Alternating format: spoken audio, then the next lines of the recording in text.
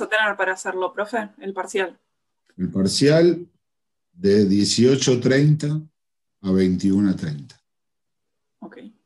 Son 3 horas reloj. Sí. 3 horas reloj les va a resobrar. Buenísimo. Les va a resobrar. Profe, una consulta. ¿No tendría que arreglar con el profesor Bonacci por el día del parcial, por si se entremezclan los horarios? En realidad, claro, yo no tengo cómo comunicarme con él, ese es el tema. Yo no tengo su celu, o sea, se me dificulta eso. O sea, el horario de arquitectura es, si estuviéramos presencial, sería precisamente de 18:30 a 21:30. Hasta el, a ver, no, es hasta 20:30. A ver, no, hasta 21:30, sí. Entonces, digamos, yo estoy usando mi horario, ese es el tema, ¿se entiende? En todo caso, si ustedes después de esta clase tienen clase con él, coméntenle. El día 27 tienen parcial conmigo y es hasta las 9:30 de la noche. Claro. Coméntenselo. A ver si lo pueden organizar de otra forma. Total, ahí faltan 2 semanas para ese día. Y yo no se los quiero acortar el parcial, o sea, pero bueno, nada, tampoco quiero, digamos, es el horario de la materia. Es el horario de la materia, así que... Sí. Comenten, yo no tengo cómo comunicarme. Si no, en todo caso, después le mando un mensaje a Fabián, que es el director, a ver si lo puede también hablar él. Pero ustedes, estaría bueno que se lo vayan comentando. Ok. Estaba buenísimo. Sí, me había olvidado que después lo tenían a Bonacci, claro. Ustedes lo tienen 8:30, ¿no? Sí. Claro. Bueno, no sé, por ahí, qué sé yo, ¿qué les puedo decir? Por ahí lo corre 1 hora y empezarán 9:30. Ya sé que es un horario medio feo, empezar un Zoom a las 9:30 de la noche. Pero bueno, nada, es el parcial. O quizás esa semana puede cambiar el día, no sé cómo lo podrán resolver. Pero yo tampoco lo puedo achicar y tampoco lo puedo tomar antes, porque mucha gente está trabajando. Así que antes de las 6:30 no se puede. Así que bueno, veremos. Yo igual mañana le voy a mandar un mensaje a Fabián para que el profesor sepa que el parcial es hasta las 9:30. ¿Está? Bien. Bueno. No sé, ¿alguna otra consulta?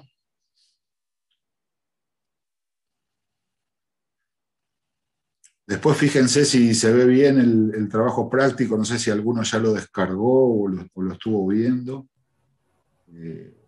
Sí. Sí, lo acabo de descargar. En Microsoft son 4 puntos de la consigna. Y te tocó la empresa que elegiste, eso quedó bien, ¿no? Sí, eso lo habíamos elegido con Sergio y con Manuel. Bueno, perfecto. Es una entrega por grupo, ¿eh? Para los que, digamos, lo hacen en grupo, lo sube una sola persona y a mí me aparece ese mismo examen en todos los integrantes del grupo. O sea, lo corrijo una vez sola y la nota va automática para todo el grupo. Así que no es que cada uno tiene que entregar una copia, ¿no? O sea, con subir uno ya está. Con subir uno ya está. Así que bueno, hoy tenemos 2 temas para ver. Hoy tenemos 2 temas para ver. 2 temas muy interesantes.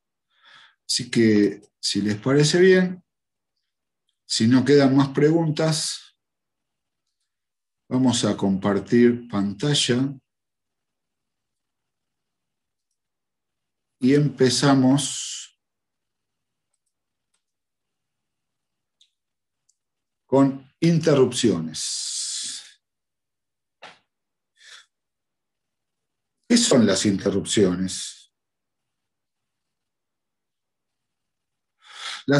Una interrupción es... a ver. No, yo lo tenía como un cese transitorio de un proceso para que posteriormente pueda volver a reanudarse. Está muy bien, Sebastián. Es una suspensión temporal. Es una suspensión temporal del programa que se está ejecutando. ¿Y para qué se suspende? Para ejecutar una subrutina, que puede ser o bien del sistema operativo o bien del BIOS. Y una vez que esta subrutina terminó, se sigue ejecutando el programa en curso. No hay que confundir con el concepto de multitasking que hoy en día nos dan, o sea, la tecnología actual de procesadores e incluso de sistemas operativos nos da la posibilidad de multitarea, o sea, de que nos da una apariencia de que se están ejecutando varios programas al mismo tiempo. Pero esto es lo que nos parece. Para que se procesen varios programas al mismo tiempo hace falta más de un procesador. Ese es el concepto de multiproceso. Para que se dé el multiproceso necesito una computadora con más de un procesador. Y las computadoras que estamos viendo nosotros son las computadoras que trabajan bajo el esquema de von Neumann, en el que hay un solo procesador. Entonces, en el universo de computadoras de von Neumann, que incluye el universo PC y a muchísimos otros tipos de computadoras, no puede existir el multiproceso. Para que haya multiproceso, necesito más de un procesador. En cambio, lo que sí existe es la multitarea. La multitarea nos da un efecto, nos da una idea, una impresión de que se están ejecutando varios programas a la vez. Esto se agilizó mucho y mejoró muchísimo con la tecnología multinúcleo. Que cuando veamos la unidad de procesadores, ahí lo vamos a ver un poco más en detalle. Pero cuando lo que sucede en realidad en este tipo de computadoras es que se deja de ejecutar un programa y empieza a ejecutarse otro. ¿Está? Entonces, la diferencia es fundamental porque se actualiza los registros del puntero de instrucciones. ¿Vieron el registro IP? ¿Se acuerdan? El IP, que es donde se guarda la siguiente dirección que se va a ejecutar. Siempre son del mismo programa. Cuando pasa a ejecutarse otro programa, se actualiza IP y me manda a una dirección de otro programa. O sea, se dejó de procesar un programa para empezar a procesar otro. En cambio, una interrupción, no pasa nada de eso. En una interrupción, el programa que se está ejecutando es siempre el mismo, no cambia el programa. Lo que pasa es que queda en suspenso. ¿Por qué? Porque no se detiene para que se ejecute otro programa, sino una subrutina, que es algo cortito. Una subrutina es algo chiquito. Profe, la interrupción es una instrucción. No, en realidad una interrupción, digamos, es un evento, es un hecho que sucede. No es o sea, que se puede disparar por una instrucción. Eso ahora lo vamos a estudiar hoy. Vamos a ver todos los disparadores posibles de una interrupción. Uno de ellos sería una instrucción. Bueno, acá es lo que acabo de decir. Supone la suspensión temporaria de la ejecución de un programa para pasar a ejecutar una subrutina de servicio de interrupción, que no forma parte del programa porque las subrutinas de interrupción o son del sistema operativo o son del BIOS. ¿Está? Pero el programa que se viene ejecutando es el mismo, ¿no? En el registro IP, en el puntero de instrucciones, sigue estando la misma dirección de memoria del mismo programa. ¿De dónde van saliendo las direcciones de memoria de las subrutinas de interrupción? Del registro SP. ¿Se acuerda que alguna vez lo hemos mencionado? El stack pointer.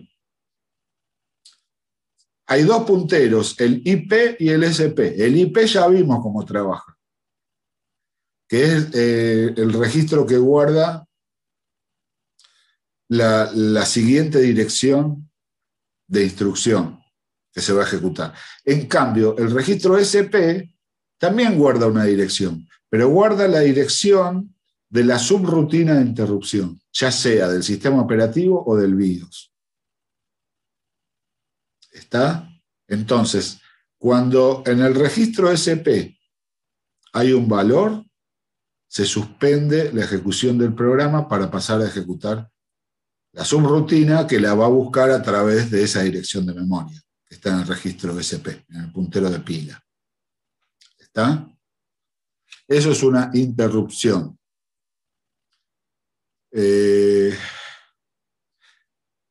Claro, ¿y por qué pasan las interrupciones? ¿Por qué pasan las interrupciones? Las interrupciones, por empezar, no se ejecutan porque se les ocurre. Tiene que suceder algo que haga que se ejecuten. Porque hay un montón de funciones, un montón de tareas que realiza una computadora, de las cuales se hacen cargo el sistema operativo o el BIOS, aunque para nosotros como usuarios es algo transparente. Son tareas que se pueden disparar desde cualquier aplicación que estemos ejecutando. Por ejemplo, guardar un archivo. No es que cada sistema, cada programa, cada aplicación tiene un menú o tiene una función o un procedimiento que se encargue de que se guarde un archivo o que se mande a imprimir un documento, por ejemplo. Esas funciones las hace el sistema operativo, sea cual sea el programa que se está ejecutando. Entonces, para que el sistema operativo se haga cargo de esa tarea, se tiene que suspender la ejecución del programa, que en realidad está trabajando para ese programa, esa subrutina. No es que, o sea, qué sé yo, la copia de un archivo es un trabajo que hace el sistema operativo, sea cual sea el programa que lo haga. Por ejemplo, por eso aparecen las interrupciones. Vamos a ver que hay varios tipos de interrupciones. Tenemos por hardware y por software. Y por hardware tenemos interna y externa. Una interrupción por hardware interna son las llamadas excepciones. Y se dice interna porque es interna al procesador. Y externa es externa al procesador. Una excepción sucede cuando se produce algún desbordamiento, cuando por algún problema no se puede seguir ejecutando el programa. A veces, o sea, había sistemas operativos versiones de sistemas operativos donde las excepciones ocurrían con mucha asiduidad, anteriores a XP y quizás con XP también, que se ponía, de repente estaban corriendo un programa, el que sea, específicamente pasaba cuando se exigía mucha máquina, por ejemplo, un videojuego o un proceso de datos verdaderamente importante, y de repente la pantalla se ponía azul con un cartelito que decía: ha ocurrido una excepción grave en el registro FFF tal y tal y tal. O sea, bueno, nada. Sería como la famosa pantalla azul de la muerte, podría ser. Exactamente, esa es la pantalla azul de la muerte. Que hoy ya no sucede. ¿A alguien le pasó últimamente? Sí, creo que ahora puede suceder por déficit de RAM. Bueno, también se puede pasar, es una broma muy usual que alguien que no sepa de computadoras le digan que borre la carpeta System32 y, bueno, le aparece esa pantalla. O es una broma muy usual. Claro, bueno, sí, hay muchas bromas de mal gusto. Yo he conocido unas cuantas y algunas muy fáciles de hacer con el config. Sí, en la época de DOS era mucho más trabajoso, mucho más arduo todo, pero también mucho más divertido con respecto a los usuarios que no entendían nada de compu, a veces nada. Se han editado libros de ese tipo de bromas, pero bueno, nada. En realidad no es un momento grato cuando se te pone la pantalla azul, pero ya no sucede, es muy raro con las computadoras que tenemos hoy. Y además, el sistema operativo, que es cada vez más confiable, yo no sé, yo hace años que no tengo una excepción. Y antes, por ahí una vez por mes te tocaba. Pero bueno, están. Esas son las interrupciones, técnicamente son interrupciones por hardware interna. Y sobre ellas no vamos a decir más de lo que acabamos de decir, porque es algo con lo cual no se puede hacer nada. Sino, nada, gritar improperios, poner el globito con una calavera, un ampersand, un numeral, ¿bien? Con todos esos signos que representan palabrotas. Bueno, nada, es eso. Vamos a hablar de las interrupciones por hardware externa y las interrupciones por software. Las interrupciones por hardware externa son producidas por eventos que suceden en los periféricos.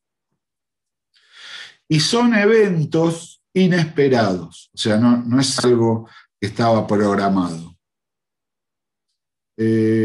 Bueno, acá está la descripción de lo que es una excepción, ¿no? Las externas es cuando un evento sucede en un periférico, un evento que hace que por un motivo u otro el periférico no está funcionando bien o bien requiere nuestra atención. Entonces el periférico emite una señal. Esta señal ingresa al sistema central y se guarda en un registro port. ¿Se acuerdan los ports? Se guarda en un port de status, que es donde se guardan los códigos de estado del periférico. De acuerdo a esa señal que llega al port de status, a ese registro port, desde la interfaz y hacia el interior del sistema central se activa una señal de solicitud de interrupción, que son las famosas IRQ, Interruption Request, o sea, solicitud de interrupción en inglés. De cada interfase sale una IRQ. En una computadora tenemos 16 líneas IRQ numeradas de 0 a 15. que están vinculadas cada una con una interfaz, y obviamente cada interfaz está vinculada a un periférico. Estas señales son simplemente una señal de tipo bit que activan, todas llegan a un chip que es el árbitro de interrupciones. Y desde este chip, árbitro de interrupciones, sale una señal que va directo a la unidad de control. Directo a la unidad de control del procesador. Cada vez que llega una solicitud de interrupción, el árbitro de interrupciones emite una señal a la unidad de control. Y a partir de ahí, el procesador inicia una subrutina de interrupción. Por ejemplo, se atascó el papel en la impresora. Es un evento inesperado. Entonces, la impresora va a emitir una señal. Esa señal llega a la interfaz, se va a guardar en el port de status, y del port de status se activa la señal IRQ, llega el árbitro de interrupciones, y el árbitro de interrupciones manda la señal a la unidad de control y hace que se inicie esa subrutina. Que lo primero que va a hacer es que nos aparezca el cartelito en la pantalla. Nos informa que se atascó la impresora. O sea, es un evento inesperado, una interrupción por hardware externo. ¿Está? Una consulta. Sí. Podría ser también cuando la resolución de la pantalla no es adecuada al monitor. Podría ser, porque si esto dificulta, o sea, sí, porque es es una dificultad de un periférico. Es una dificultad de periférico, sí. Y de eso, y arreglar ese tipo, o sea, de eventos, o sea, primero, tiene que correr una subrutina que está o en el sistema operativo o en el BIOS. ¿Ven? Ahí tienen las interfaces, de cada una sale una IRQ. Este es el chip árbitro de interrupciones que manda una señal directa a la unidad de control. ¿Está?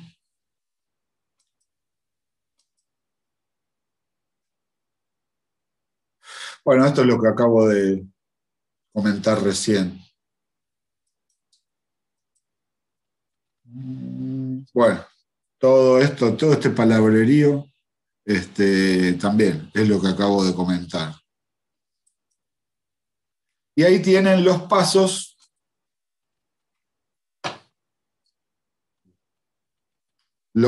que se dan cuando se produce una interrupción por hardware externo. El primer paso, acá tenemos un sector de la memoria principal, que es el programa que está en ejecución. Abajo tenemos otro sector de la memoria principal, que en este ejemplo es un sector de la ROM BIOS.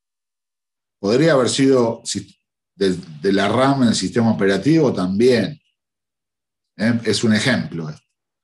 Entonces, primero, el programa se viene ejecutando en forma normal.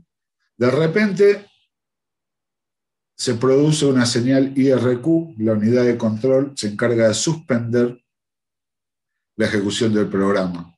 Entonces, el puntero pega un salto desde la última instrucción que ejecutó hasta la dirección de memoria donde comienza la subrutina de interrupción.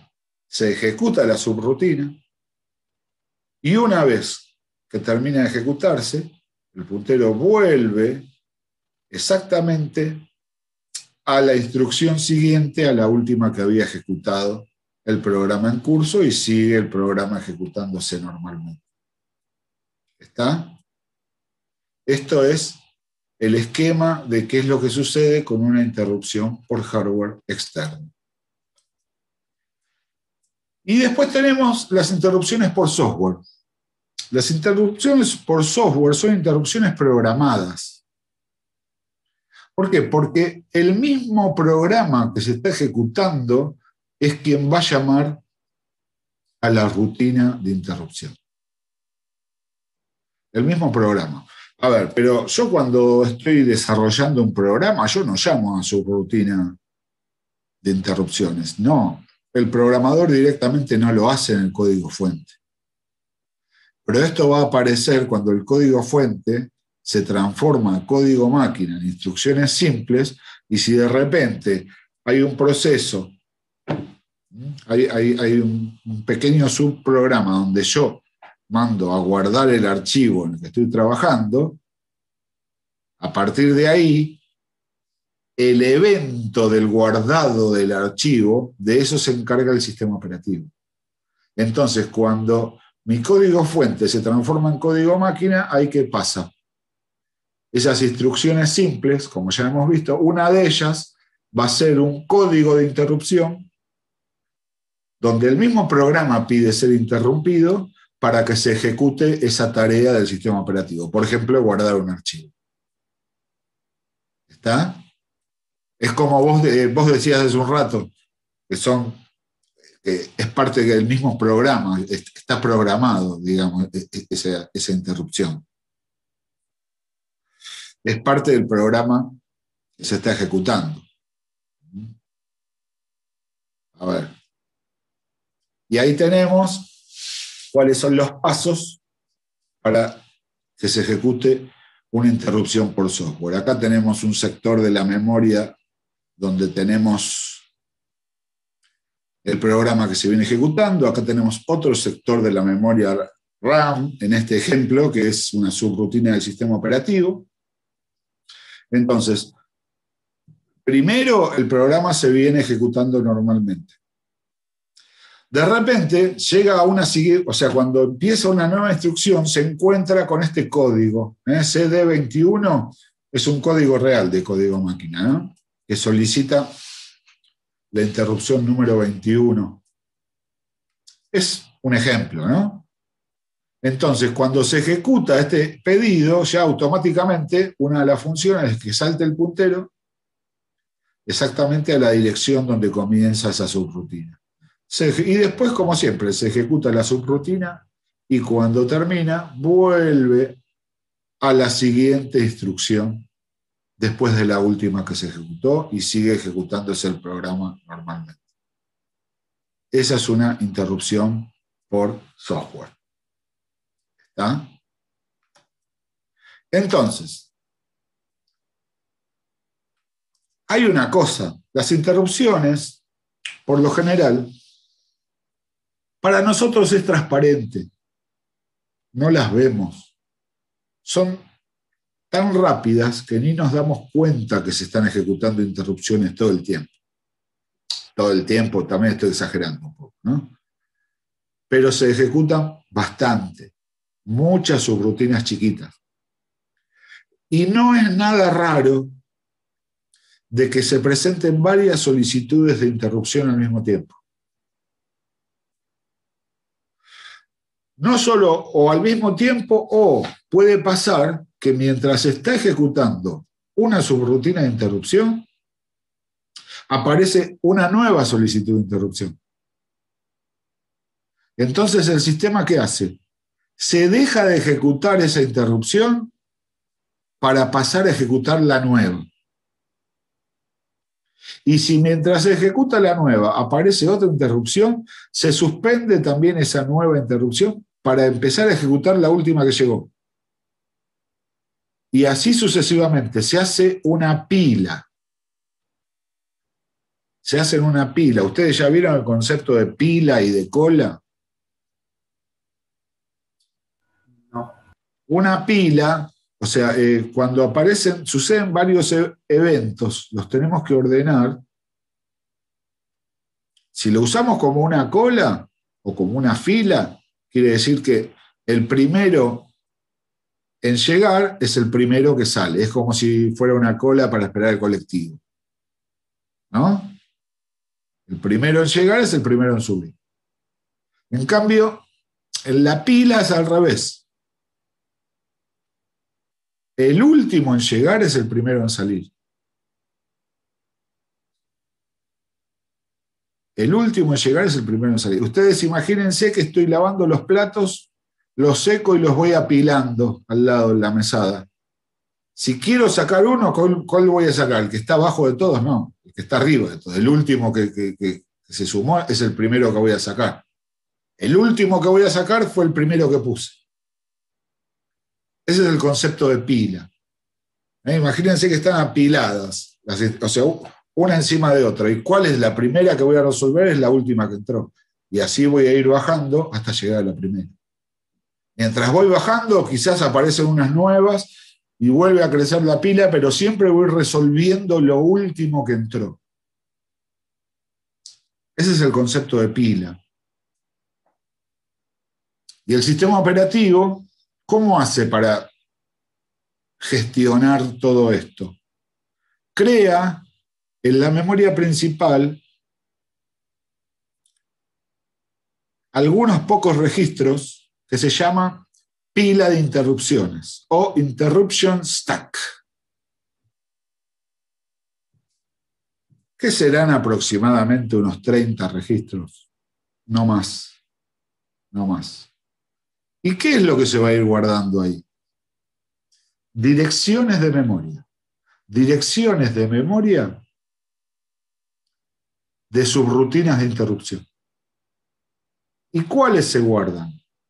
Cuando a mí se me están apilando varias interrupciones, en la pila precisamente van a quedar guardadas las direcciones de memoria de esas subrutinas que debieron ser interrumpidas. Así me queda registrado dónde se debe retomar la interrupción cuando se sigue ejecutando. Porque en el procesador tenemos solamente un registro, que es el registro SP. En el registro SP solamente se guarda una dirección. ¿Qué dirección? La de la subrutina que se está ejecutando. Si yo tengo que empezar a ejecutar otra subrutina, ¿qué hago con lo que tenía en el registro SP? Lo guardo en la pila de interrupciones. Entonces, cuando termino de ejecutar esta nueva interrupción, me voy a la pila de interrupciones y rescato el valor y lo cargo en SP y sigo con la interrupción que había sido interrumpida. ¿Se entiende? Parece un juego de palabras. O sea, es auxiliar del registro SP, del puntero, por eso se llama puntero de pila. Stack pointer, es el puntero de pila. Trabaja directamente con la pila de interrupciones, que es un pequeño sector de memoria. En épocas de DOS, uno podía programar cuántas interrupciones, o sea, podía dimensionar la pila de interrupciones a su antojo para ganar espacio de memoria. En ese entonces la memoria era un recurso caro y escaso. Y ante ciertas aplicaciones necesitábamos liberar toda la memoria posible. Y una de las cosas que tocábamos cuando nos metíamos en el config.sys, el autoexec.bat y todo eso, y estoy hablando de la prehistoria, de DOS les estoy hablando, ¿no? Uno podía configurar, entre otras cosas, cuántos registros podía tener la pila de interrupciones. Que si uno la dejaba muy chiquita, teníamos un cuelgue cada 2 minutos. Porque ¿qué pasa? Si la pila de interrupciones está llena y aparece una nueva interrupción, ya no tengo dónde guardar más. Entonces, lo que sucedía, lo que se llama stack overflow. Desbordamiento de pila, con la consecuente colgada de la compu y nuestros consiguientes improperios. Entonces teníamos que volver a tocar la pila y darle un poquito más. ¿Está? Hoy, afortunadamente, con las memorias que tenemos y los sistemas operativos que tenemos que nos hacen transparente tantas cosas, hoy es todo mucho más fácil. ¿Está? Bueno, ahí está toda la explicación, después la leen bien, es lo que les acabo de decir. Ahí está el concepto de pila, LIFO, last in, first out, last in, first out. El último en entrar es el primero en salir. Eso es LIFO. La pila es del tipo LIFO. Última entrada, primera salida. Una cola es del tipo FIFO. First in, first out. Primero en entrar, primero en salir. Ustedes van a manejar en programación, cuando manejen punteros, van a trabajar los dos conceptos, el de pila y el de cola. Pero bueno, en este caso, las interrupciones es una pila. Y ahí tenemos un ejemplito de la pila, cómo se van guardando todas las direcciones de cada interrupción, que a su vez fue interrumpida, que cuando lo llame, este valor se carga en SP y vuelve a ejecutarse la subrutina que había sido interrumpida. Recién cuando el registro SP está vacío y la pila está vacía, recién ahí vuelve a ejecutarse el programa. Uno dice, pero pasa mucho tiempo. No, ni nos damos cuenta. Si nosotros ponemos el administrador de tareas, vieron que cuando cortamos el proceso, si llegamos a ver todos los procesos que están abiertos, hay muchos que no sabemos ni qué es. Y bueno, muchas son interrupciones. ¿Se entiende? Bueno, ahí está el ejemplo. Entonces, todo pasa en las interrupciones por el registro SP, que está directamente vinculado a la pila de interrupciones. Y en IP queda el valor de la siguiente dirección y queda ahí suspendido. No es que cambia el programa, IP sigue igual. IP sigue igual. Cuando SP está vacío, recién ahí vuelve el programa. Gente, menos de un minuto. ¿Salimos y entramos?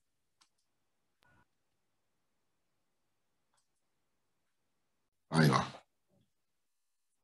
Muy bien. Entonces, básicamente es eso. No hay mucho más para decir de las interrupciones. ¿Qué es lo que tenemos que tener en cuenta? Que una interrupción no lo genera cualquier programa. No es que si se deja de ejecutar un programa para empezar a ejecutarse otro, ahí no hay interrupciones. Simplemente es eso, se pasó de un programa al otro. El que se actualiza es el registro IP. En cambio, en una interrupción, siempre el programa que se ejecuta es el mismo. Es el mismo. No hay un cambio de programas. Lo que hay son rutinas de interrupción que van apareciendo. ¿Y por qué se cargan en el registro SP? Y siempre entre los dos punteros, entre el puntero IP y el puntero SP, siempre la prioridad la tiene SP. Recién se vuelve al IP cuando SP está vacío. ¿Está? No tengo mucho más para decir de interrupciones. Si alguien tiene alguna pregunta.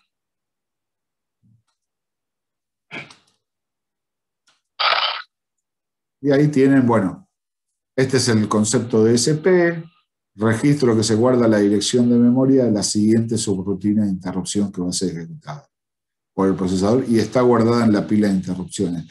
Cuando esto lo vieron en las primeras clases, dijeron, ¿qué es eso? No entiendo lo que es el stack pointer. Hoy no les digo que, bueno, por lo menos un acercamiento un poco lo tienen con respecto a este registro, ¿no? Ya una comprensión un poco mejor, pero bueno, repetimos el concepto.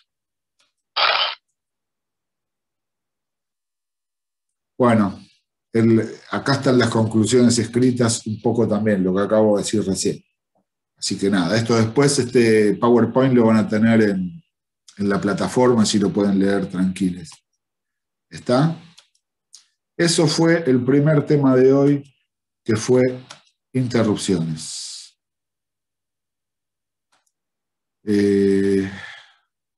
¿Consultas? Por ahora ninguna. Bueno, entonces vamos a hablar de otro tema que es muy importante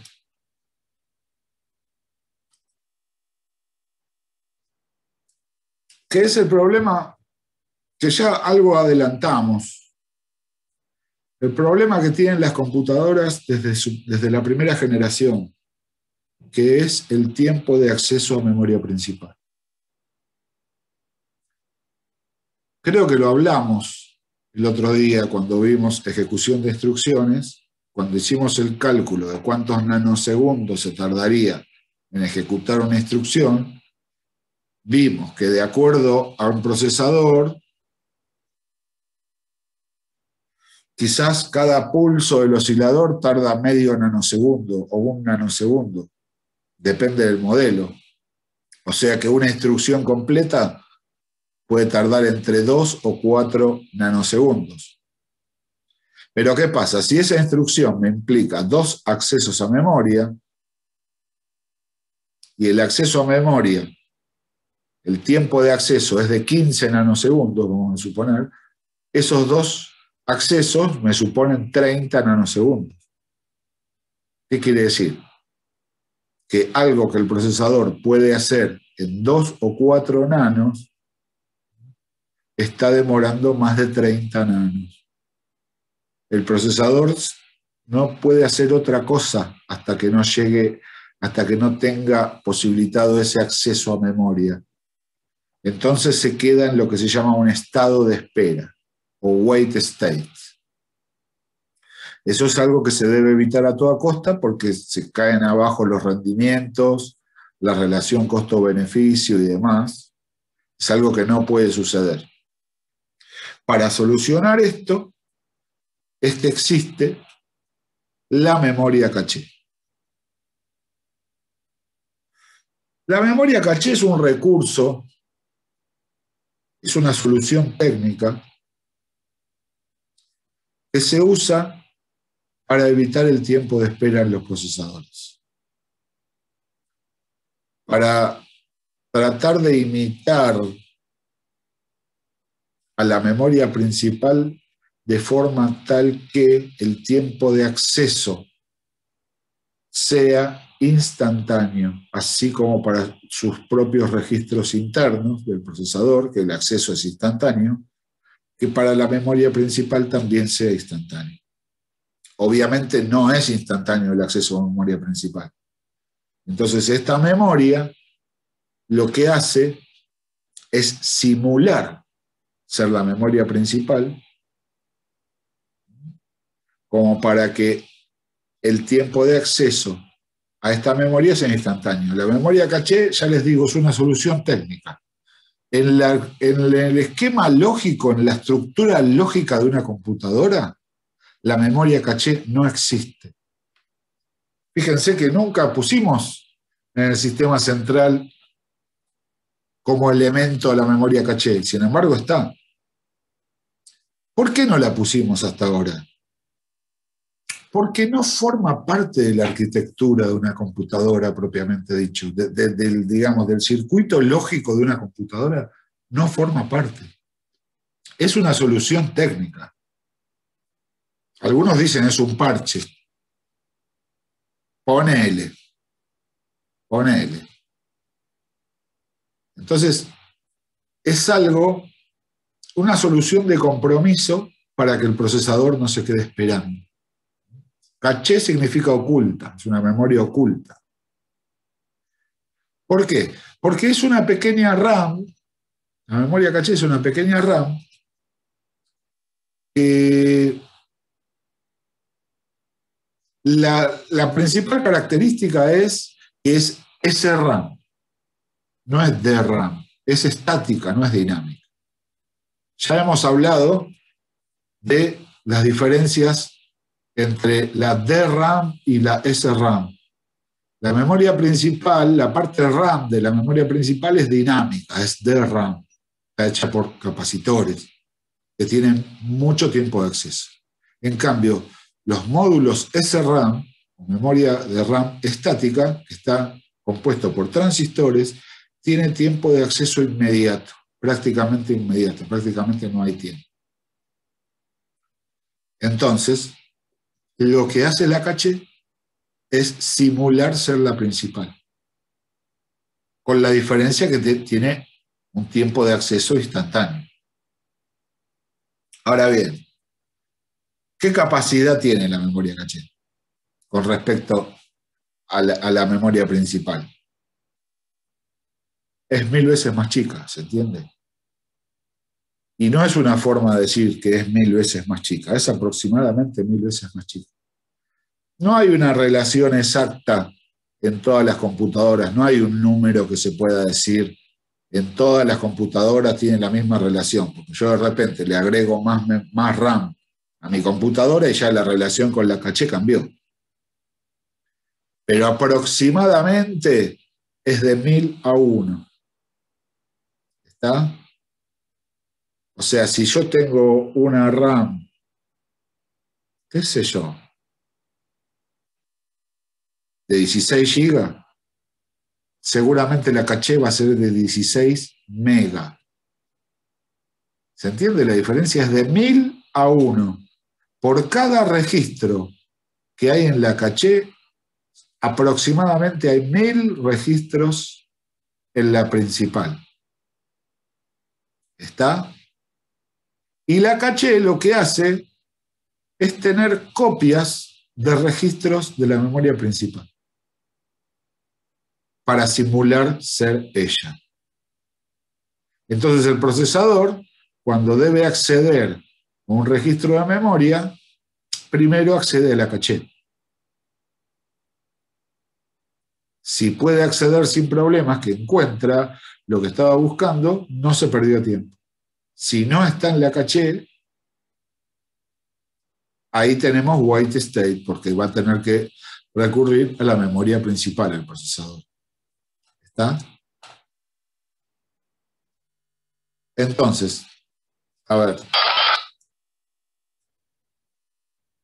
Bueno, esto es lo que acabo de decir. Una solución de compromiso entre costo y velocidad. Técnicamente la memoria caché no es parte del esquema lógico del sistema central. Hay un chip que es el controlador de caché. Ahí reside toda la inteligencia para elegir qué instrucciones y datos se van a copiar de la memoria principal a la memoria caché. Cuando decimos inteligencia, nos referimos a una pequeña ROM que está dentro de la caché. Una pequeña ROM con un algoritmo, con un programita. La inteligencia artificial todavía no existe, gente.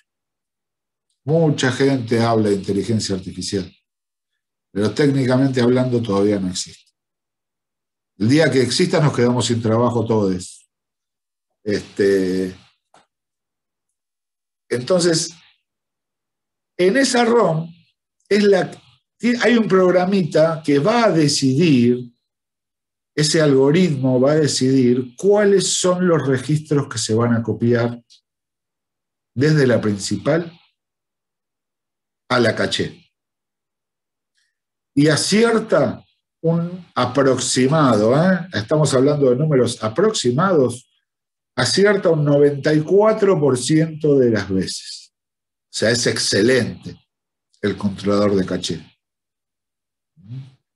O sea, cada vez que hablemos de un controlador o de un chip, por ejemplo, recién estuvimos viendo interrupciones. Cuando vimos el chip árbitro de bus, ¿quién decide? ¿Cómo hace el chip para decidir cuál es la interrupción que manda primero, cuál manda después, a cuál prioriza entre una y otra? También hay una pequeña ROM con un pequeño algoritmo que se encarga de administrar las interrupciones. Acá en el caché es lo mismo con el controlador de caché. Entonces fíjense, cuando comenzamos la cursada veíamos que teníamos la memoria principal, ahí estaba la RAM y ahí estaba la ROM. Pero a medida que fuimos avanzando, vimos que hay otros componentes que también tienen sectores RAM. Por ejemplo, las interfaces con los ports. Por ejemplo, el mismo procesador. Todos los registros si yo junto, los apilo, uno arriba del otro, todos los registros del procesador, es una pequeña RAM que tiene el procesador, ¿se entiende? Y también hay dispositivos ROM. En el mismo procesador, dentro de la unidad de control, está la ROM de control. Hemos visto el árbitro de interrupciones, de dónde, cómo hace para decidir, y con el controlador. Ahí hay una pequeña ROM con un programa.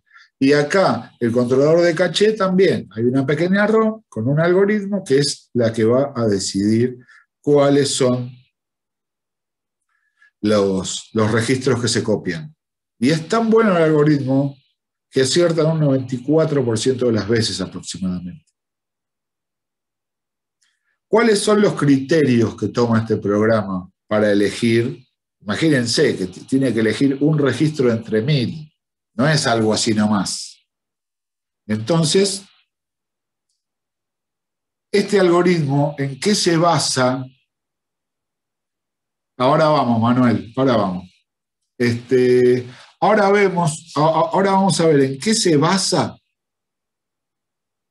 los criterios de selección por parte del controlador. Manuel Juárez pregunta, ¿y cómo nos damos cuenta cuando funciona la memoria caché y cuando no?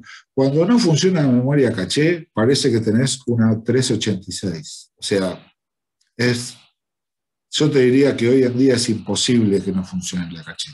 La caché funciona siempre. Porque si no, el rendimiento de la computadora sería tan distinto. Es cierto que hay momentos del proceso de datos que la caché puede estar saturada, porque hay un desborde de tareas por todos lados. Por ejemplo, cuando booteamos, cuando encendemos una compu, depende de cómo está configurado, puede llegar a tardar un rato la compu en arrancar. Pero en realidad no se puede decir que hay un momento en que no funciona la caché. Una computadora sin caché parecería otra computadora. No podría funcionar. Sí, funciona, pero imagínense la misma computadora, una de 40 veces más lenta.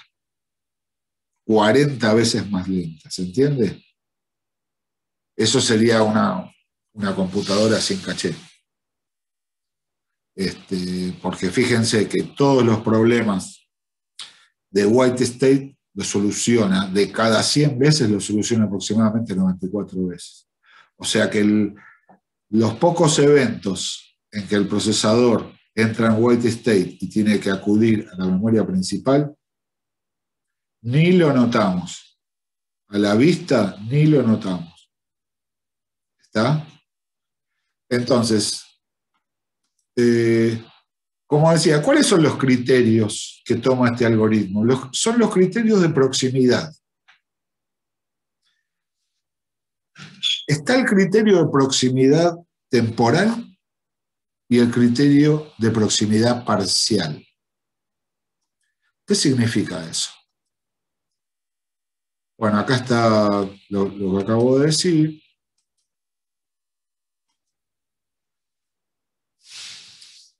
Entonces,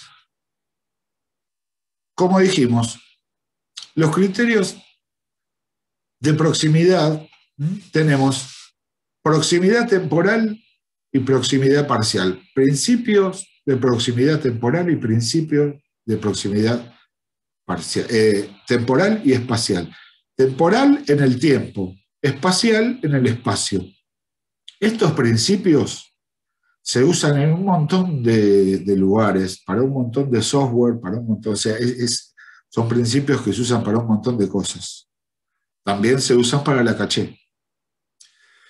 El principio de proximidad temporal me dice que si el procesador accede a una dirección de memoria, es altamente probable que en el corto plazo, quiere decir que en poco tiempo, por eso temporal, en el poco tiempo va a acceder nuevamente.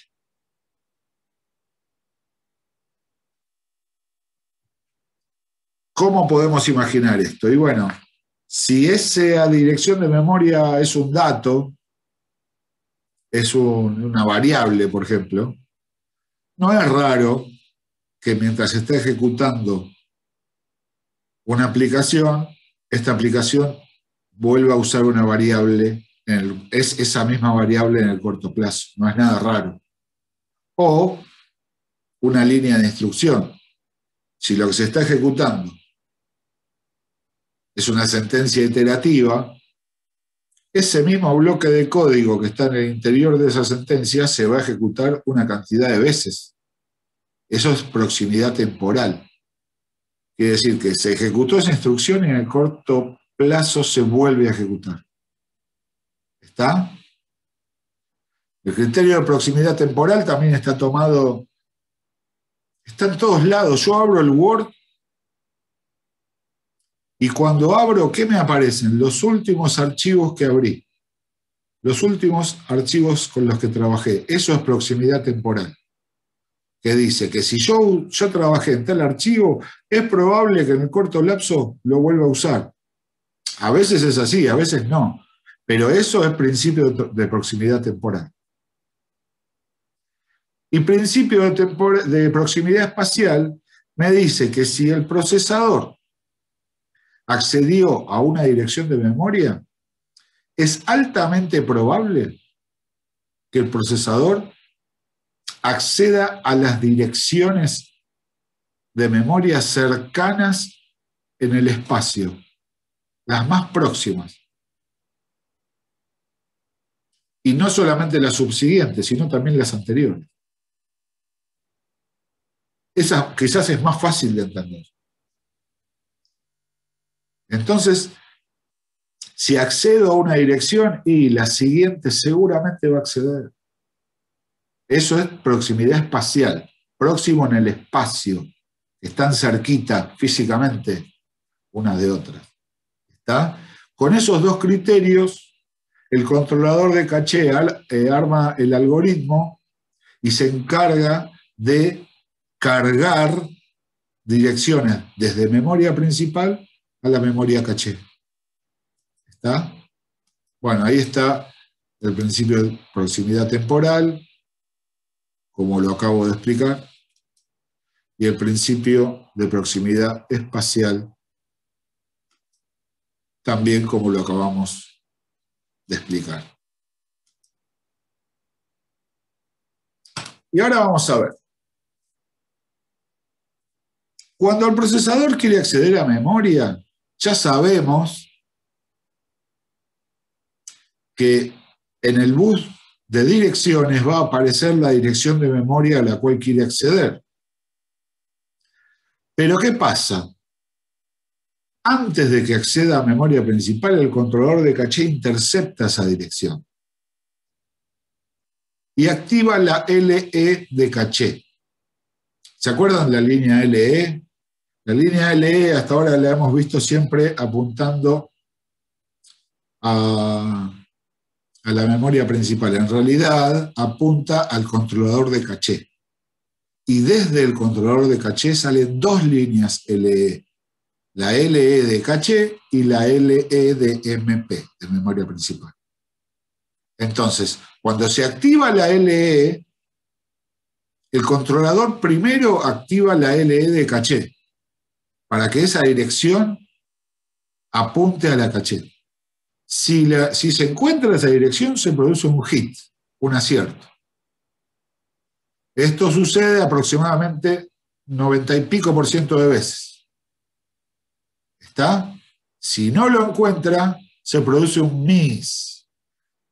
Manuel se está quedando sin batería. Sí, te vi con el tapaboca. Bueno, Manuel, queda la grabación. Quédate tranqui, quédate tranqui. Gracias por avisar. Saludos. Si no se encuentra esa dirección en la caché, se produce un miss o fallo. Entonces, el controlador activa la LE de memoria principal y se produce la lectura en memoria principal, como ya todos conocemos, con el consecuente wait state. El procesador se queda en estado de espera. Entonces, cuando se produce un miss, el controlador desencadena una serie de eventos, entre otros, es un burst transfer, una transferencia en ráfaga. ¿Y qué es esa transferencia en ráfaga? Es una actualización de la memoria caché. Si falló, o sea, tiene un espíritu autocrítico el controlador, ¿se entiende, no? Falló, bueno, hay que ver, como cuando perdemos un partido, bueno, hay que revisar el equipo. Hay que cambiar, hay que poner a jugar a este y a este lo sacamos. Pero parece que el ruso eso no lo entiende, pero bueno, no importa. Nada. Entonces, ¿qué hace el controlador de caché? Actualiza la caché. Actualizando en base a la experiencia, en base a lo que pasó. Y siempre utilizando los criterios de proximidad temporal y proximidad espacial. ¿Está?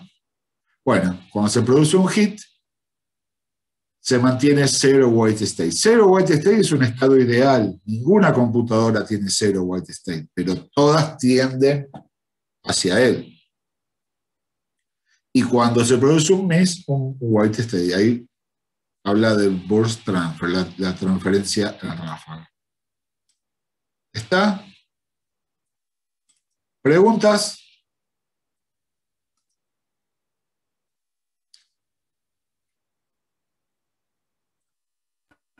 No, ninguna, profe. Bueno, gente, tengo... La siguiente presentación es una animación de cómo trabaja la memoria caché, pero no sé, así metiendo 2 por clase, me parece que vamos bien como para tener la última clase libre y hacemos el debate de sistemas operativos. Así que me parece que mejor, no sé, si quieren la vemos y después el jueves que viene la volvemos a ver. Pero venimos bien. Venimos bien, yo ya creo que por hoy es suficiente y es más, les diría que hasta lo que vimos hoy, son los temas que entran en el parcial.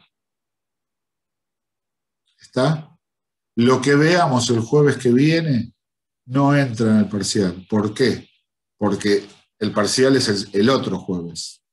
Y no me parece correcto evaluar un tema que se vio con tan solo una semana de anticipación. Entonces, lo que veamos el jueves que viene queda fuera del parcial. Eso directamente se evalúa en el final. ¿Está? Sí. ¿Se puede saber cómo va a ser el parcial? Fácil va a ser, Camila. Pero preguntas... Sí, van a hacer preguntas. Vas a tener que desarrollar. Por ejemplo, te puedo preguntar ¿a qué registro debe llegar un dato para que el procesador pueda acceder a él? Y vos me vas a decir al registro de datos, por ejemplo. O te puedo preguntar qué tipos de ports hay de acuerdo a su función y qué es lo que hace cada uno de ellos. Entonces vos me vas a decir, está el port de datos, que hace tal y tal cosa, el port de status, port de control, ¿se entiende? Y así, todas cosas que fuimos viendo.